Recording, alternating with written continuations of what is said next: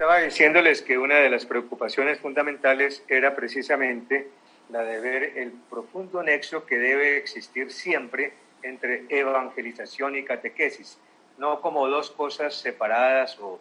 que tienen simplemente una relación, sino la catequesis como un elemento fundamental de la evangelización, y de ahí entonces que asumiéramos la importancia de una catequesis querigmática para asumir, por un lado, lo que es el querigma y el primer anuncio, que debe suscitar esa fe inicial, y luego la catequesis, que nos debe llevar a una verdadera maduración. Entonces, vamos a mirar un poco algunos de los motivos fundamentales por los cuales nosotros quisimos realmente comenzar esta presentación del nuevo directorio para la catequesis. Por un lado, tenemos que tener en cuenta que hubo una serie de motivos que eran fundamentales para la redacción del directorio. Luego veremos cómo fue el proceso de redacción y luego ya una presentación del contenido que tenemos. En primer lugar, ¿cuáles fueron los motivos para la redacción? Era tomar en cuenta el contexto en el que estamos viviendo actualmente, el cambio de época del cual nos ha hablado tanto el Papa Francisco, porque estamos en una cultura posmoderna, hipermoderna, postcristiana, en donde, habiendo terminado esa época de cristiandad, nos hemos quedado casi que sin el apoyo ni de la familia, ni de la escuela, y del ambiente mismo que era cristiano, y entonces tenemos que ver cómo suscitar la fe en el mundo de hoy.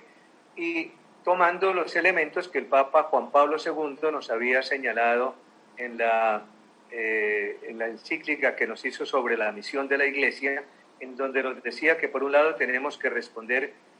a través de la pastoral ordinaria a esa comunidad de fieles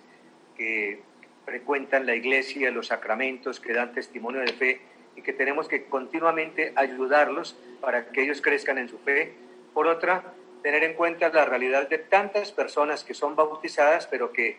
no están viviendo las exigencias del bautismo, se han alejado de la Iglesia, tienen una total indiferencia, e incluso muchos de ellos que desafortunadamente tratan de buscar a Dios en otras confesiones cristianas. Y por último, pues hoy en día tenemos que tener en cuenta que la gran mayoría todavía de las personas del mundo no conocen a Jesucristo, o muchos que lo han rechazado. Hay que tener en cuenta que si somos casi 8.000 millones de personas y solo más o menos 1.700 millones de personas conocen al Señor, quiere decir que la tarea evangelizadora no se ha cumplido todavía, sino que estamos todavía en un proceso de cumplimiento. Por otra parte, veíamos cómo estamos imbuidos de lo que se llama hoy en día la cultura digital, algo que ha cambiado nuestro modo de pensar, nuestros lenguajes, que ha cambiado la visión del mundo, que ha ido rompiendo los valores que se daban en la vida cristiana. Y por otra parte, cómo ha habido una globalización de la cultura, y en donde podríamos decir se ha perdido la individualidad, se ha perdido aquellos elementos que van caracterizando a cada pueblo, porque todo esto hoy en día se mira desde un punto global y todo el mundo quiere imitar aquello que aparece en el mundo de las redes. Otro elemento que era fundamental es darnos cuenta que han pasado 23 años después de la publicación del directorio de 1997, y que esos 23 años, dada la cultura actual, pues representa casi que más de medio siglo en realidad. Y durante todo este tiempo se han dado una serie de sínodos, ha salido una serie de documentos que han sido fundamentales. Teníamos, por ejemplo, esa Constitución Verbum Domini, que fue precisamente el resultado del sínodo de la Palabra de Dios. Tenemos el documento Porta Fide, que fue el que nos abrió el año de la fe. La Evangelii Gaudium del Papa Francisco, que quiso retomar no solamente las conclusiones del sínodo sobre la nueva evangelización, sino, podríamos decir, prolongar y darle un nuevo respiro al Evangelio Nunciandi, de tal manera que son dos elementos fundamentales para entender lo que es la evangelización. Luego tenemos la misericordia vultus, con la cual el Papa quiso verdaderamente resumir lo que había sido el jubileo de la misericordia. Teníamos esa bellísima encíclica Laudato Si, en donde el Papa nos habla de lo que es el respeto a la casa común.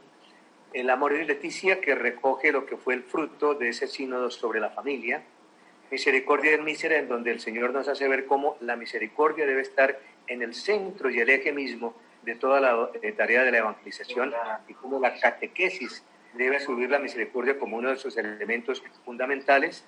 Luego, ese resultado del sínodo de los muchachos, de los jóvenes, y este documento, Christus Vivit, y finalmente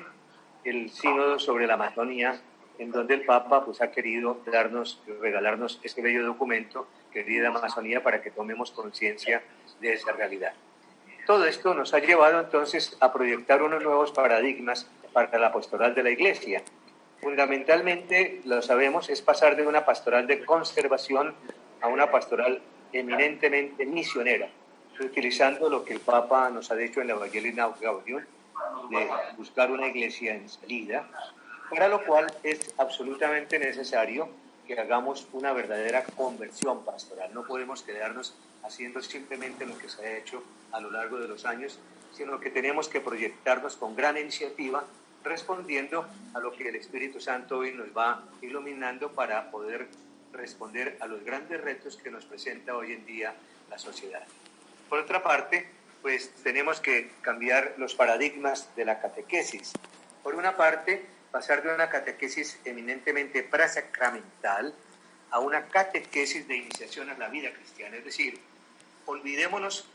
o dejemos a un lado que la catequesis fuera únicamente preparación de unos sacramentos, primera comunión, confirmación, matrimonio y algunos cursos, como se llamaban, para los padres y padrinos del bautismo, etc. Entonces, se nos dice, tenemos que dejar a un lado esa mentalidad de cursos y pensar más bien en procesos que nos deben llevar a una iniciación de la vida cristiana, inspirada precisamente en el itinerario catecumenal. Un itinerario que nos debe llevar a suscitar la fe, que está encaminado a un encuentro personal y comunitario con Cristo, que nos debe llevar a un proceso de conversión que no se da en un solo momento, sino que es a lo largo de toda la vida, porque a lo largo de toda la vida tenemos que llegar a un compromiso serio y formal de conocer, de amar, de seguir a Jesús y de tratar de vivir como Él. Fuera de eso, pues tenemos que tener en cuenta una catequesis en el que tengamos pues, distintas etapas, de acuerdo con el proceso catecumenal. El precatecumenado, el catecumenado propiamente dicho, ese periodo de purificación e iluminación, la parte mistagógica que es fundamental, en la que durante el proceso se van realizando los distintos ritos que todos sabemos la Iglesia ha querido volver a colocar para que se tenga en cuenta que es una cuestión eminentemente gradual y en donde poco a poco se va creciendo en la fe, se van conociendo los contenidos de la fe, se va tratando de vivir esa fe, pero con un elemento que es fundamental, y es que mi fe no es algo simplemente individual, sino que tiene que realizarse dentro de una comunidad que es la que me transmite la fe, una comunidad que anima mi fe y a una comunidad a la cual yo le debo ayudar al crecimiento de la fe de mis hermanos. Y esto nos debe llevar entonces a la recepción frecuente de los sacramentos, porque sabemos los sacramentos son aquellos que nos unen profundamente con Cristo y que los necesitamos para poder nosotros cumplir verdaderamente esta realidad de ser auténticos cristianos. Por lo tanto, se trata de un proceso de formación permanente en la fe.